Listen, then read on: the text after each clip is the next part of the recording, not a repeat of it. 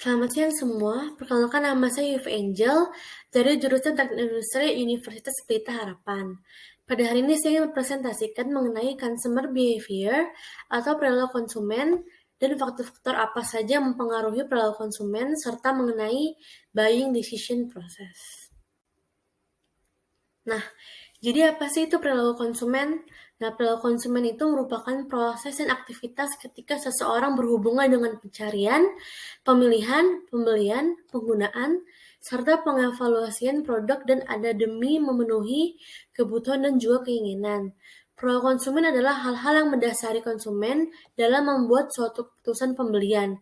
Misalnya, untuk barang yang berharga jual rendah, maka proses pengambilan keputusan dapat dilakukan dengan mudah.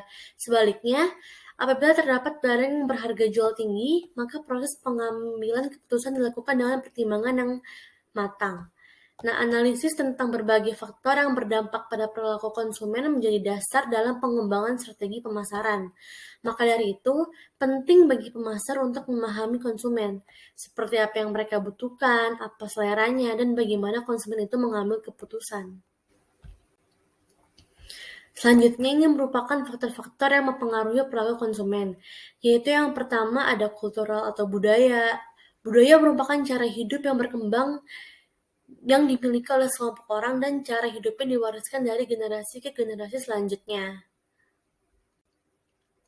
Contohnya yang saya ambil tuh perusahaan Amazon. Fokus utama dari perusahaan Amazon ini adalah memberikan kesan dan pengalaman yang terbaik bagi konsumen. Untuk mencapai hal itu, tentu Amazon menerapkan standar yang tinggi, yang kemudian menjadi budaya bagi perusahaan Amazon tersebut, di mana karena Amazon didorong untuk memberikan pelayanan terbaik mereka terhadap konsumen. Oke, selanjutnya ada subculture atau subbudaya yang merupakan perilaku budaya berdasarkan geografis, demografis, estetika, kepercayaan dalam suatu kelompok, lalu norma dan nilai budaya juga mempengaruhi perilaku konsumen dalam pengambilan keputusannya. Dari adanya nilai tersebut, maka terbentuk norma yang berlaku dalam suatu budaya. Dikarenakan setiap budaya itu berbeda-beda, sehingga konsumen akan menyesuaikan persis untuk memenuhi ekspektasi budayanya dan juga konsumen terkait dengan suatu tradisi yang mereka terapkan.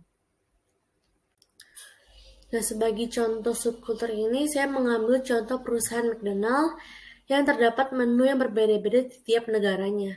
Misalnya negara Thailand, terdapat menu coconut sticky rice pie. Hal ini karena ciri khas budaya dari negara tersebut. Lalu misalnya pada negara Hong Kong, terdapat honey chicken rice bowl yang merupakan budaya dan tradisi dari negara tersebut. Dikarenakan nasi merupakan makanan pokok dari negara China. Nah, selanjutnya ada social class, di mana suatu pemasaran sering berfokus kepada variabel-variabel kelas sosial. Dikarenakan penentuan produk apa yang akan dibeli oleh konsumen ditentukan oleh kelas sosial. Kelas sosial sendiri dibagi menjadi beberapa kelompok, yaitu kelas bawah, kelas menengah ke bawah, kelas menengah ke atas, dan juga kelas atas. Contohnya yang saya ambil tuh perusahaan Hyundai yang mempunyai produk dari berbagai kelas sosial, sehingga target pasar konsumen pun menjadi luas, dan konsumen juga mempunyai pilihan yang sesuai dengan kebutuhannya dari konsumen kelas bawah hingga kelas yang atas. Nah, faktor selanjutnya ada sosial yang terbagi menjadi grup opinion, leaders, family, dan roles. Group opinion sendiri merupakan suatu reference group yang dikatakan sebagai kelompok orang yang dapat mempengaruhi perilaku individu, dapat merupakan kelompok dalam organisasi resmi maupun kelompok dalam pergaulan. Kemudian ada family atau keluarga yang tentu keluarga sendiri menjadi acuan atau referensi bagi konsumen dalam pengambilan keputusan bagi sikap pembelian konsumen, yang dimana saat kita belum tumbuh dewasa, maka orang tua lah yang membantu kita untuk mengambil keputusan dalam hal konsumsi. Keluarga menjadi decision maker bagi kita yang belum bisa mengambil suatu keputusan. Selanjutnya ada roles, di mana merupakan suatu jabatan yang kita dapatkan berdasarkan penghormatan yang telah kita capai. Perlu diketahui, kita tergolong dalam suatu kelas sosial, kita menduduki suatu sosial tertentu, dan kita diharapkan berperan atau bertindak sesuai dengan ekspektasi kelas dan status sosial kita. Oke, sebagai contoh untuk faktor sosial ialah perusahaan Apple yang menjual berbagai jenis gadget, sehingga sebagai consumer dapat memilih produk gadget yang sesuai dengan roles-nya dan individu mereka sendiri, ataupun mendengar dari pendapat keluarga maupun kelompok, di mana customer tersebut harus membeli gadget dengan harga mahal karena customer tersebut merupakan seorang CEO perusahaan.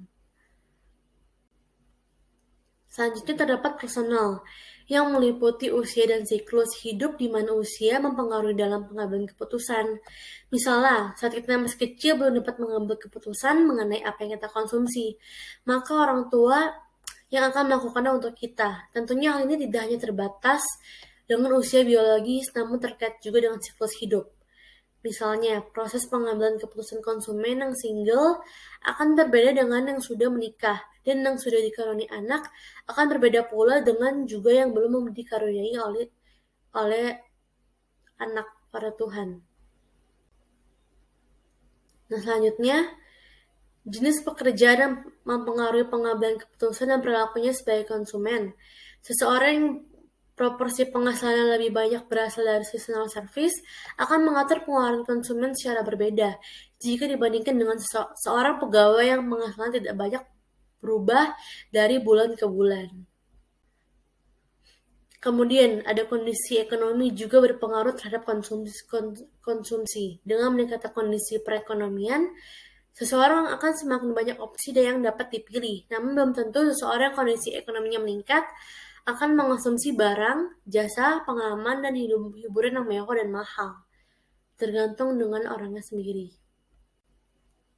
Selanjutnya, faktor personal juga meliputi gaya hidup atau lifestyle conscious choice, di mana merupakan sebuah gaya hidup yang ditentukan dengan penuh kesadaran. Misalnya, Bill Gates lebih memilih gaya berpakaian yang tidak berlebihan dan berpakaian dengan sederhana saja. Kemudian ada personality atau kepribadian. Hal ini sangat berpengaruh terhadap bagaimana kita mengambil keputusan sebagai konsumen. Ada orang yang cenderung mudah dan cepat dalam mengambil keputusan atau tidak suka ribet. Ada juga orang yang sulit mengambil keputusan. Ada juga orang yang mudah terpengaruh dan ada juga yang tetap pendiriannya. Dengan adanya perbedaan kepribadian tersebut, hal ini berpengaruh terhadap bagaimana konsumen mengambil keputusan dan caranya berinteraksi dengan suatu produk.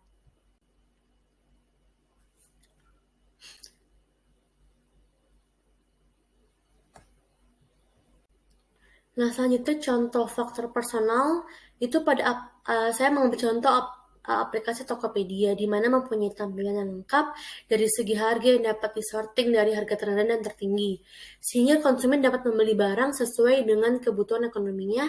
Dan untuk konsumen yang memiliki kepribadian sulit dalam mengambil keputusan, maka konsumen dapat menaruh barang produk pada fitur keranjang yang terdapat pada aplikasi Tokopedia ini, sehingga dapat berpikir kembali apakah barang produk akan dibeli atau tidak.